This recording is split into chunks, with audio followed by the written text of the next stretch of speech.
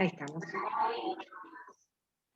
Les voy a compartir entonces lo que queda del Power, y ahí voy a hacer un recorrido de las cuestiones más sobresalientes de la ley.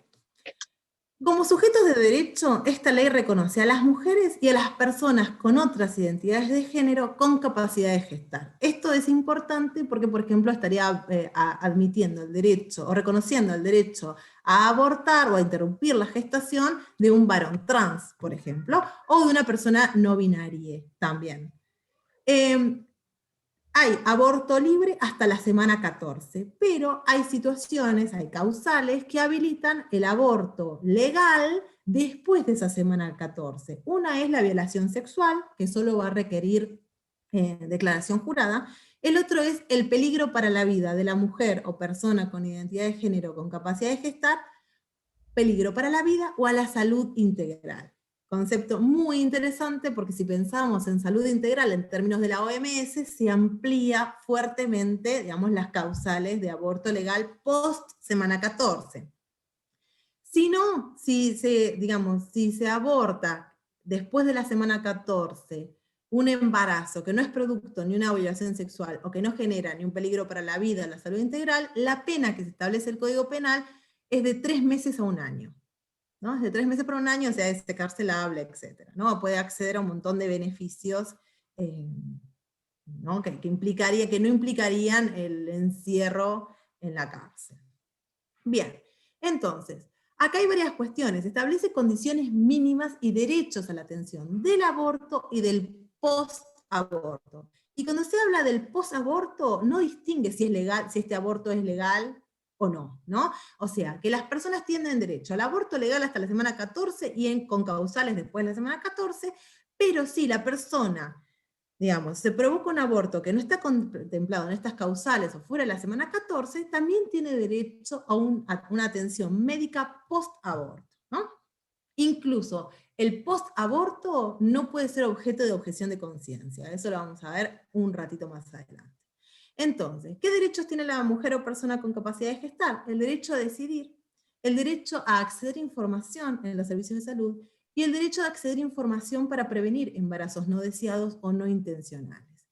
Y tiene derecho a acceder a la práctica abortiva dentro de los 10 días corridos desde que solicita la práctica. Y ahí la ley cita 2 leyes importantes, la 26.529 de los derechos del paciente y la 26.485 de protección integral para prevenir, sancionar y erradicar las violencias contra las mujeres en los ámbitos en que desarrollen sus relaciones interpersonales. Todo eso para decir que impedir el acceso a la práctica abortiva no es sino otra cosa que violencia contra la libertad reproductiva de las mujeres, que está regulado en el artículo 6 de esa ley. ¿Cuáles son los derechos que le asiste a la mujer o persona con capacidad de gestar? Trato digno, ¿no? Privacidad y confidencialidad. Acá a mí me parece que quisieron reforzar esta idea. Privacidad y confidencialidad. Eso significa que lo que el médico o médica sabe en el marco del ejercicio de su función como profesional de la salud tiene que quedar entre la paciente, o el paciente, o el paciente, y la profesional de la medicina, ¿no? Y la privacidad también hace alusión, o en el articulado se habla de generar un entorno de confianza. La persona también tiene derecho a que se respete su autonomía de la voluntad, es decir, tiene derecho a no encontrarse con valoraciones subjetivas o de la persona que la está atendiendo. Si la persona que la está atendiendo no está en contra del aborto, no tiene por qué maltratar a la persona que está solicitando un aborto, básicamente. No sé, nadie nos habilita a nosotros, a nosotras, a maltratar a alguien que piensa distinto, ¿no? O sea, no hay ley que nos lo habilite. Además, la mujer o persona con capacidad de gestar tiene derecho a acceder a información actualizada, comprensible, veraz y brindada en lenguaje y con formatos accesibles. Es decir, si yo a una mujer que está embarazada, que quiere abortar, le digo, si abortás probablemente no puedas tener más hijos nunca más, ¿no? Es una práctica absolutamente coactiva que condiciona fuertemente su autonomía de la voluntad, ¿no? Entonces la información tiene que ser comprensible, en formatos claros, etc. Y además tiene que recibir una calidad de servicio médico, tiene que recibir el servicio médico con estándares de calidad, ¿no? Esto como que engloba todo. Además, la ley hace una referencia a qué pasa cuando se produce un embarazo o una gestación por violación de niñas, violación sexual a niñas o adolescentes, ¿no? El profesional o la profesional de la medicina tiene esa obligación de denunciar. Bien, ¿qué se necesita entonces para acceder al derecho a interrumpir voluntariamente el embarazo, además de estar dentro de la semana 14? El consentimiento informado, ¿no? Esto, otra vez, la ley es redundante en algún punto. Requiere recibir información precisa. ¿Cómo va a ser el procedimiento? ¿Cuáles son las pautas de atención integral de la salud? ¿Qué cosas tiene que hacer ella o ella para cuidarse posteriormente su salud? E incluso, ¿cuáles son los métodos anticonceptivos a los que podría acceder en caso de necesitar? ¿No? Ahora, fíjense, acá hay una cuestión que fue muy debatida que tiene que ver con qué pasa con les menores de 16 años. Las personas mayores de 16 años con consentimiento informado acceden a la práctica. ¿Qué pasa con les menores? Lo que perdón. Lo que plantea aquí la ley, tanto tiempo hablamos de proyecto que a veces no puedo creer que ya sea ley, que la ley plantea el consentimiento informado y plantea que se remite a las pautas del artículo 26 del Código Civil y Comercial. Y se los voy a leer. Artículo 26. Ejercicio de los derechos por la persona menor de edad. La persona menor de edad ejerce sus derechos a través de sus representantes legales. No obstante, la que cuenta con edad y grado de madurez suficiente puede ejercer por sí los actos que le son permitidos por el ordenamiento jurídico. En situaciones de conflicto de intereses, perdón, estoy escuchando, puede ser un audio o algo. Silencien los micrófonos, por favor. Entonces, la persona menor de edad tiene derecho a ser oída, o la persona... Se presume que el adolescente entre 13 y 16 años tiene aptitud para decidir por sí respecto de aquellos tratamientos que no resulten invasivos ni comprometen su estado de salud o provoquen un riesgo grave en su vida o integridad física. Si se trata de tratamientos invasivos que comprometen su estado de salud o está en riesgo su integridad o la vida, el adolescente debe prestar su consentimiento con la asistencia de sus progenitores. El conflicto entre ambos se resuelve teniendo en cuenta su interés superior sobre la base de la opinión médica respecto a las consecuencias de la realización o no del acto médico. Fíjense qué interesante esto, porque en realidad se sabe, está estudiando, que el embarazo en niñas y adolescentes es un acto de riesgo, ¿no? Las niñas y las adolescentes que cursan embarazos ponen en riesgo su vida no sé cuántas veces más que una mujer adulta o una persona con capacidad de gestar adulta. Entonces, el artículo 26 y otro juego de leyes que también se nombra ahí, van a requerir un abordaje singular y situado y siempre pro garantizar el derecho a la niña y al adolescente a tener una infancia, bueno, infancia ya no se usa más, una niñez y una adolescencia, ¿no? Sin tener que ejercer o pasar por la maternidad. Respecto a las personas con discapacidad, si tienen sentencia judicial, pero la sentencia judicial que restringe su capacidad, nada dice que tienen la capacidad restringida para este tipo de actos, solamente con el consentimiento informado. Ahora, si la sentencia sí restringe la capacidad para este tipo de actos, tienen que prestar su consentimiento con la asistencia de un representante legal. E incluso el proyecto de la ley también plantea qué pasa si la persona tiene apoyos, ¿no? La persona con restricción de su capacidad tiene apoyos y los apoyos se oponen, las personas que hacen de apoyos se oponen a la práctica. Bueno, ahí lo que plantea la ley es que se tienen que correr, digamos, hay que tener salvaguardas para garantizar el derecho de la persona con discapacidad, aunque sus apoyos opinen en contra. Y acá está como el tema para el cual debemos preparar a los futuros y las futuras profesionales del derecho respecto de esta ley, que tiene que ver con la objeción de conciencia. La objeción de conciencia se acepta para profesionales, no para instituciones. Entonces, cuando un profesional o una profesional de la salud objeta, tiene que ser objetor u objetora en todos los ámbitos en que desempeñe su profesión, es decir, no puede ser objetora en el sistema público, pero hacer abortos o practicar abortos en el sistema privado. Tiene que derivar de buena fe y cumplir el resto de los mandatos legales. ¿Qué es esto de derivar de buena fe? Quienes estudian estos temas de la objeción de conciencia, por ejemplo, Soledad Deza, ella plantea, que tienen investigado ya sobradamente, que quienes son objetores de conciencia ante esta práctica obturan la práctica para la persona que la requiere. Es decir, no es que dicen, mira, yo estoy en contra porque, no sé, soy muy religiosa y esto está en contra de mis creencias, por lo tanto te voy a derivar al profesional X. Este profesional que atiende acá a 2 consultorios, te realiza la práctica, después volvés y te hago la ecografía para que esté todo bien. No, eso no sucede. Lo que suele suceder es que las personas objetores de conciencia intentan que la persona que pide el acceso a la práctica no lo tenga, coaccionándolas, mintiéndoles, amenazándolas, etc. Eso es lo que no se puede admitir. Nadie va a obligar a una persona, con matices, a que haga algo que está en contra de sus creencias, pero esa persona no debería obligar a otras a que hagan algo que está en contra de su deseo, ¿no? Como gestar o parir. Y como les decía hace un rato, no se puede objetar, no hay objeción de conciencia para la atención posaborto. O sea, si yo tengo una persona que vino después de realizarse una práctica abortiva, no puedo decir, no te hago una ecografía porque estoy en contra del aborto, ni le puedo decir, no te atiendo porque estoy en contra del aborto, ¿no? Para lo único que se permite, la objeción de conciencia, es para no realizar la práctica. Sí, las personas tienen que asesorar, sí, las personas tienen que dar información confiable, científica, etcétera, etcétera, sí tienen que derivar, etcétera. Y esta objeción de conciencia tiene un límite, porque en el caso de que peligre la vida de la mujer o la persona gestante y requiera una atención inmediata, no va a poder negarse a realizar la práctica.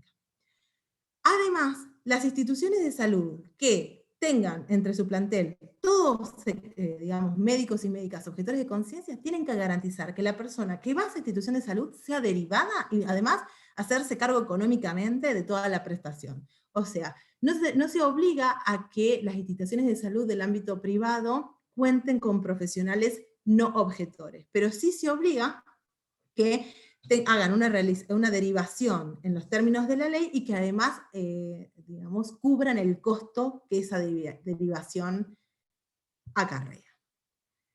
Como decía la compañera hace un rato, esta ley tiene un vínculo con la ESI, ¿no? Dice que obliga al Estado Nacional, a las provincias, a la ciudad autónoma y a los municipios a capacitar sobre perspectiva de género y diversidad, a las docentes y a los docentes, a los y las profesionales y demás trabajadores de la salud, y también establece que los y las profesionales de la salud deberán capacitarse en los contenidos de la ley. Eso es muy importante. Y fíjense que el artículo 85 bis del Código Penal terminó redactado de la siguiente forma: será reprimido o reprimida con prisión de 3 meses a 1 año y más inhabilitación especial al profesional de la salud que obture la práctica, ¿no? O sea, digamos que no deje que la persona que lo solicita acceda a la práctica cuando le corresponda. Bien, ahora, como para ir cerrando un poco la intervención, algunas cuestiones respecto de la objeción de conciencia. Hay una definición de objeción de conciencia que dice lo siguiente: es el instituto jurídico que permite exceptuar a ciertas personas del cumplimiento de una obligación legal en los casos en que la acción ordenada por las normas contraríe sus más profundas convicciones religiosas, éticas y morales, siempre que ello no cause un perjuicio a terceras personas. Esa es como la clave, siempre que ello no cause un perjuicio a terceras personas. ¿Cómo nace el derecho a la objeción de conciencia? Nace cuando en la década de los 60 se obligaba a las personas a hacer el servicio militar o ir a la guerra, y esto estaba, digamos, en contra del ideario moral, religioso, ético, lo que fuera de las personas, ¿no? Sobre todo de varones, porque en esa época eran los varones los que más le ponían el cuerpo a la guerra, siguen siendo, ¿no? Entonces, bueno, era una forma de que no obligar a estos varones a matar a nadie, porque de eso se trataba. Entonces, así nace este derecho a la objeción de conciencia. Pero fíjense qué diferencia hay con la objeción de conciencia del servicio militar y la objeción de conciencia de la práctica abortiva. El servicio militar implicaba un reclutamiento forzoso. La práctica abortiva, digamos, ser médico o médica, no es un reclutamiento forzoso, ¿no? Los médicos y médicas deciden estudiar esa profesión y además deciden especializarse en ginecología, medicina clínica o generalista. Además, el servicio militar obligatorio se enfrenta a un interés del Estado. Acá, en estos casos, se enfrenta a los derechos humanos de otras personas. El derecho a su autonomía, el derecho a su salud, el derecho a su vida, a la no discriminación. Pero además, la objeción de conciencia al servicio militar siempre requería un servicio alternativo. Es decir, no se lo mandaba a la guerra, no tenía que matar a nadie ni usar armas, pero se lo ponía a hacer trabajo administrativo, por ejemplo. En este caso, eso no sucede. En realidad, la objeción de conciencia hoy es usada, digamos, como una forma de obturar la práctica, ¿no? De vaciar los servicios de salud para que las mujeres y las personas con capacidad de gestar no accedan a la práctica. Ahora, hay una médica que es Estela Maris Manzano, o sea, médica ginecóloga que trabajó estos temas en la Patagonia durante muchísimo tiempo, y ella plantea dos cosas. En principio, que llamativamente son las leyes relacionadas a los derechos, digamos, sexuales y no reproductivos, podemos decir, a los derechos que tienen que ver con el ejercicio de la sexualidad, como la ESI, por ejemplo, la ligadura de trompas, por ejemplo, y el aborto, aquellos que plantean una objeción al cumplimiento del mandato legal. Entonces termina siendo, digamos, queda a criterio de cada profesional casi si se cumplen los derechos humanos de la persona que tengo enfrente. Eso es llamativo, ¿no? Eso es lo que plantea primero Estela Maris Manzano. Es llamativo de que las leyes que más afectan a las mujeres, y vamos a ampliar, y a las disidencias, queden a criterio de la voluntad del ejercicio de la persona que le toque. Pero además, fíjense, también ella plantea esto que les decía hace un rato. Nadie obliga a un médico a ser médico, y menos a un ginecólogo o generalista. Si tiene problemas para respetar la autonomía de los pacientes en salud sexual y reproductiva, que se dedique a otra cosa, básicamente va a decir Estela Maris. Porque es cierto, ¿no? Dice, de esta manera, de la misma manera que no se aceptaría que un médico se negara a transfundir a una persona en shock y hipovolémico, porque sus creencias se lo impidieran, las del médico, no las del paciente, no debería aceptarse que trabajen con salud sexual y reproductiva quienes no puedan respetar el derecho de los que no piensan como ellos. ¿No? Es lo mismo que ella plantea si, por ejemplo, ustedes fueran o se encontraran con funcionarios del registro de las personas y ustedes quisieran casarse con una persona de su mismo sexo y el funcionario dijera, no, yo estoy en contra de la homosexualidad, así que no te caso, andate a otro registro. Si eso no se acepta, estamos en el mismo nivel de discusión, ¿no? Si eso no se acepta, esto tampoco debería aceptarse, porque siempre estamos, enfrente tenemos la vulneración de los derechos humanos de una persona. Así que, como para ir cerrando, porque no sé ustedes, pero a mí me resulta un poco largo, 3 horas de clase, les planteo, no sé si pudieron acceder a la sentencia que compartió Eri en el campus. ¿La pudieron leer? Son 7 páginas nomás.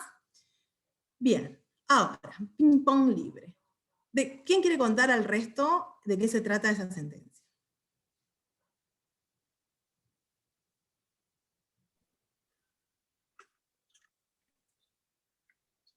Lo que entendí. Creo que se trataba de unos embriones crioconservados y la voluntad de quienes habían firmado su conservación era no conservarlos más, eso entendí. Y exacto, ese no era es permitido. Sí. Bien. En principio, en realidad, a primera instancia, el juez le dice, bueno, esto no es una cuestión judicial, arregle el tema con la institución que está conservando sus embriones. Pero apela el defensor de ausentes, menores, no sé quién, apela y llega a la Cámara, y la Cámara dice que no les da el consentimiento, no les da el permiso para destruir esos embriones crioconservados. ¿Por qué tiene, eso es aparte es una sentencia de la Cámara Civil, ¿no? Ustedes vieron que cuando estudiamos cuestiones de aborto, por lo general, o de derechos sexuales, siempre se habla, o es el fuero estrella es el fuero penal, ¿no? Pero acá se trata de una Cámara Civil, que me parece que es donde hay que empezar a poner el ojo, a partir de ahora, digo, en los juzgados civiles. Ahora, ¿con qué fundamentos la Cámara niega el derecho a destruir los embriones crioconservados?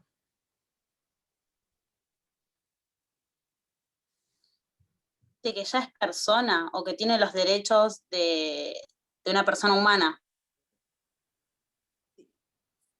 Por los artículos del Código Civil y las convenciones.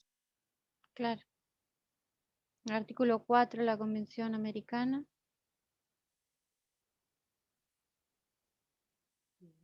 Y el citado, el artículo 19. Comienzo de la existencia humana. Esa es la normativa estrella que en los debates previos, en el trabajo de expertos y expertas ante el plenario de comisiones, antes de la sanción de la ley, arguían, ¿no?, estas normativas. El artículo 4 de la Convención Americana y el artículo 19 del Código Civil y Comercial, etcétera, etcétera. Y lo planteaban, primero en el artículo 4, obviaban la parte que dice en general, y el artículo 19 también obviaban que que el Código Civil tiene que estar en el marco, ¿no?, de toda una serie de normativa constitucional y convencional y jugar acorde, ¿no? Y no solamente eso, sino que también obviaban la parte en donde el propio Código Civil dice que en realidad las personas por nacer tienen derecho que se efectivizan si nacen con vida, y si no nacen con vida es como si nunca hubiesen existido, etcétera, etcétera, etcétera. O sea, no me voy a meter en esto, pero hay mucha tela para cortar, incluso en cómo juega esto con el Código Penal, por qué antes un aborto y un homicidio no tenían la misma pena si estaban hablando de personas, ¿no? Son como todas cuestiones digamos, a repasar. Pero básicamente dice esto, son personas, no les autorizamos a ustedes destruir esos embriones. ¿Cuáles son las implicancias que se les ocurren a ustedes? Que puede tener un fallo así.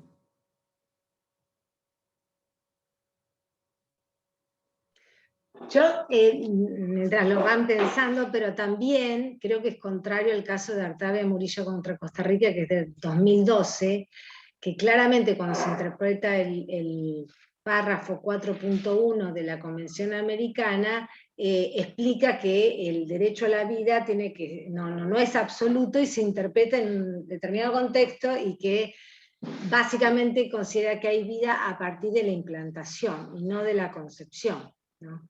Pero eso también Sí, está... y la comisión en Baby Boy, que no me acuerdo, sí. es del, no sé, tipo del 91, o sea, es viejísimo. Sí. Ya aclara y hace toda la discusión del texto y cómo apareció ese en general, con un sentido muy contrario al que sostienen los antiderechos, ¿no? Exacto. Exactamente, Pero bueno. exactamente. Pero aparte esto, ¿no? Artavia Murillo va a decir, la protección del embrión es gradual e incremental, ¿no? Y empieza a protegerse de manera gradual e incremental, es decir, no absoluta a partir de implantación. Imagínense, ¿no? Yo soy la persona que conservó los embriones, de repente, bueno, ya no tengo más proyecto de maternidad. No, se me pasó, o ya lo tengo, lo que fuera. Quiero destruir esos embriones y no me dejan. Dejo de pagar, que me van a embargar. O sea, pues, dejo de pagar, porque ustedes saben que esos son servicios muy costosos, que hay que sostenerlos económicamente. Bueno, no quiero más, me obligan a hacerlo, me obligan a estar pagando, ¿o qué? O me obligan a gestarlo. ¿O qué? O tengo que buscar a alguien, implantárselos a ese otro alguien o a esa otra alguien para que, bueno, es como una locura, es como el cuento de la criada nivel grotesca. ¿Cómo se hace? ¿Cómo se sigue después de esto si no me obligan a sostener la crioconservación de esos embriones? Ok, si yo no puedo, imagínense, es el Estado que va a tener que pagar todos los meses para que esos embriones se crioconserven forever, no sé, es como rarísimo. Me resulta sumamente llamativo el tema de las obligaciones que se derivan de esa idea, ¿no? Las obligaciones, y otra vez, cómo se construye la maternidad como un destino inexorable, porque ¿qué hago yo con esos embriones? ¿Qué hago? Tengo que sostener, no sé, me parece como muy, muy llamativo, muy, muy llamativo. ¿A ustedes les resultó llamativo o no? Sí. No, pues que hablen los estudiantes. Sí, la verdad que sí, es muy llamativo. O sea, yo tengo derecho a conservarlos, pero cuando decido no conservarlos más, no me dejan eliminarlos. O sea, si yo soy la que deseo, es como que es contradictorio. Y habría que tener cuidado con el deseo entonces, porque si alguna vez deseaste vas a ser presa de tu deseo forever, porque ya está, no te dejo deshacerte de él. Vero, ¿qué ibas a decir vos? No sé qué iba a decir, pero a mí me parece que, no leí el caso, pero por lo que entiendo, que hay demasiadas decisiones que se toman desconociendo por de alguna manera la naturaleza de aquello que regula. No sé, cuando vos pensás en amparo colectivo, ¿no? Esa distinción que hace Lorenzetti, que después se volvió media general, dice, bueno, hay amparos que son colectivos por la naturaleza del bien, el ambiente, la afectación del ambiente es colectiva. Ahora, si yo afecto los derechos de las mujeres, en realidad hay una cuestión, un hecho colectivo, pero por ahí no a todas las mujeres les importa o las toca de la misma manera. Entonces aparece esa noción de la acción individual homogénea. Yo acá creo que la decisión que toman es una decisión, además de que afecta y naturaliza la maternidad y qué sé yo, que está pensada fuera del marco de lo costoso que es, quién lo hace, qué pasa efectivamente con esos, no sé, llamarlos, no sé qué son, si son embriones, o sea, no sé cuál cigoto, no sé cuál es la de su definición técnica, ¿no? Digo, y sin control de otras cosas que pasan. Es igual que la cuestión del aborto, o sea, miramos para otro lado una realidad de un hecho que fácticamente está. Y nada, me parece que hay como una irresponsabilidad en tomar ese tipo de decisiones, sin pensar no solo en el lugar en el que ubican las mujeres, sino en el mundo en el que estamos viviendo, donde esas prácticas cada vez son más comunes, por lo menos o más posibles, ¿no? Existen, antes no, un tema que no se debatía, qué sé yo, no sé, tengo como las sensaciones. Hay muchas cosas. Imagínense que la empresa que crioconserva tiene un apagón de luz y se pierden todos los embriones. ¿Qué hacemos? La demandamos por genocidio. ¿Qué hacemos con esa empresa? Profesora, hago una pregunta desde mi ignorancia. Cuando una persona va a hacer ese tipo de conservar y eso, ¿no firma un contrato, no le dan una serie de pautas que diga que los puede eliminar, que los puede... no entiendo cómo funciona eso. No estoy muy en tema, pero entiendo que sí, y acá el tema es cómo se llegó a judicializar, o sea, cómo se abrió la puerta a la judicialización, porque eso es un contrato entre la empresa y en este caso la pareja, y no sé quién mandó a judicializar, pero tiene que ver un poco con lo que dice Vero y un poco con los mensajes que emite el Poder Judicial que afectan, que no están pensando particularmente en esas dos personas que vinieron a solicitar esto, sino a todas. Como también sucedió, por ejemplo, con el caso de San Juan, ¿no? Una mujer separada quiere acceder al aborto, el ex marido interpone un amparo, la mujer termina accediendo igual, pero la Cámara termina entendiendo y no la deja acceder al aborto. Ella ya había abortado, por suerte, pero no la deja acceder al aborto porque entiende que el varón tiene derecho ahí a opinar y que es su hija y qué sé yo. Son todas cuestiones que no están contempladas en la ley, a pesar de que hubo muchos expertos que abogaban por los derechos del progenitor en esta decisión. Entonces, en este caso que sucedió en La Rioja pasa lo mismo, independientemente de que la Cámara me parece que sabía que la mujer había accedido al aborto igual, mandó un mensaje muy potente al resto. Fíjense el poder que le dio a los progenitores, varones, sobre la decisión de los cuerpos de las mujeres, ¿no? O sea, ese es el poder que le da. El mensaje ya está emitido, y es muy fuerte. Es un mensaje súper fuerte. Lo mismo sucedió con el caso Belén, que seguramente lo conocen o no, es el caso de esta chica tucumana, que fue por unos cólicos renales al hospital Avellaneda de Tucumán, sufrió un aborto espontáneo y del hospital fue derecho a la cárcel por 3 años, acusada de homicidio agravado por el vínculo, condenada por homicidio agravado por el vínculo, digamos, atenuado por un estado puerperal, y después absuelta cuando el movimiento feminista puso en agenda la condena de Belén. Belén es un nombre ficticio, ¿no? A Belén la condenan por homicidio agravado por el vínculo, sin probar el vínculo con el feto encontrado y sin probar el dolo. Entonces el juez preopinante dice, hubiesen condenado a un varón a homicidio agravado por el vínculo, sin probar el vínculo de filiación que lo une con el sujeto y sin probar el dolo, porque el feto era tan pequeño que el propio paso por el canal de parto había podido provocar su muerte. Entonces, tenía muy poquitas semanas. Pero además de eso, hay autopsias contradictorias, que confunden el número de semanas, confunden el feto femenino masculino. Hay una serie de hechos que son tremendos, que la verdad es que no no resistía, la verdad es que no resistía abordaje jurídico alguno, pero que sin embargo mandó un mensaje muy potente durante mucho tiempo. Si vas al hospital, tengas un aborto voluntario o involuntario, podés terminar presa, acusada de homicidio y condenada de homicidio agravado por el vínculo. Fíjense qué disciplinante que es el mensaje que emitió el Poder Judicial para todas. Belén es la que le puso el cuerpo, pero el mensaje no llegó a todas. Entonces, de esto me parece que se trata un poco, ¿no? Se trata de cómo el Poder Judicial, independientemente que el caso concreto le importe muy poco, el mensaje es tan potente que se asegura que llegue, ¿no? Es decir, y estos mensajes que estamos analizando acá retoman esto que habíamos visto un poco al principio, ¿no? La maternidad como un destino inexorable para las mujeres, y si no, la pagarás. Si no, la pagarás. La pagarás con tu vida, la pagarás con la cárcel, la pagarás con el ostracismo social, etcétera, etcétera. Así que bueno, esta era un poco la propuesta para trabajar derechos sexuales y no reproductivos. No sé si habré cumplido con las expectativas que se esperaba el seminario para trabajar el tema, si querían a trabajar algún tema más, todavía tenemos un ratito, si tienen alguna duda. Qué silencio, che. Vamos, anímense, esto es un diálogo, es intercambiarnos. No, la verdad que a mí me encantó, muy interesante todo, el tema del aborto, el tema de los derechos sexuales, es muy interesante. La verdad que me gustó, me encantó. ¿Consideraban Sí, que era estuvo buena la clase. necesario? Gracias. ¿Consideraban que Sí, era conocer un necesario poquito más la ley, que Mm. no la teníamos muy vista, por lo menos en mi caso, ¿no? Pero por una cuestión, sí, de leer por arriba, no profundizar, y también por leer otras materias, ¿no? Por seguir estudiando. Pero no, muy bueno.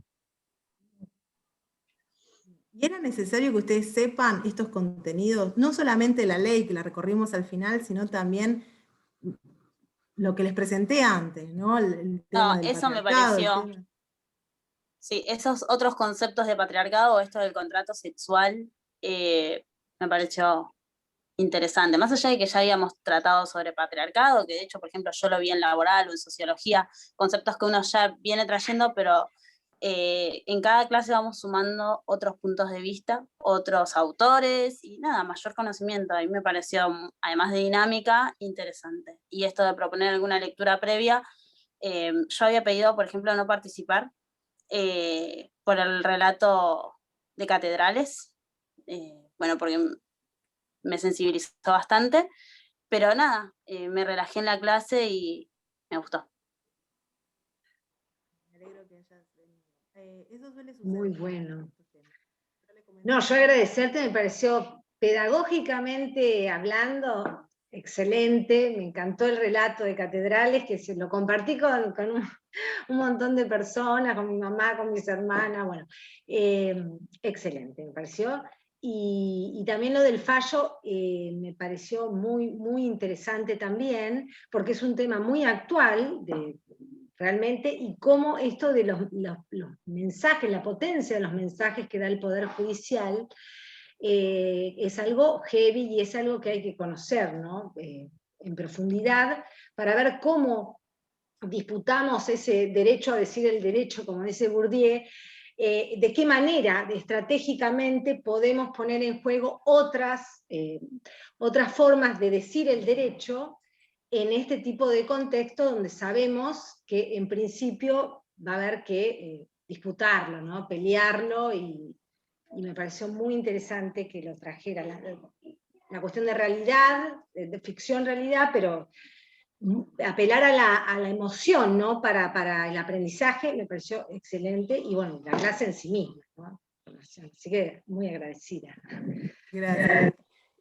Yo creo que el objetivo era ese un poco también, era darles herramientas para sostener argumentos, claramente en un sentido, ¿no? Digamos, yo estoy a favor de la IBE, pero herramientas como futuros abogados y abogadas que tengan herramientas que puedan sostener, que sean herramientas metalegales, es decir, que puedan tomar otras, esto que hablamos de la objeción de conciencia, un poco de historia, un poco de teoría feminista cuando hablamos del patriarcado, contrato sexual, definiciones que vienen de otros campos como derechos no reproductivos, que ustedes tengan herramientas para armar argumentos sólidos, que, como les decía al principio de la clase, es como una cruzada que tenemos algunas profesoras y algunos profesores también respecto a la formación jurídica que ustedes están recibiendo, ¿no? Por lo general estamos acá disputando esa formación que piensan ustedes como meros receptores de conocimiento. La idea es que ustedes sean productores del conocimiento y productoras.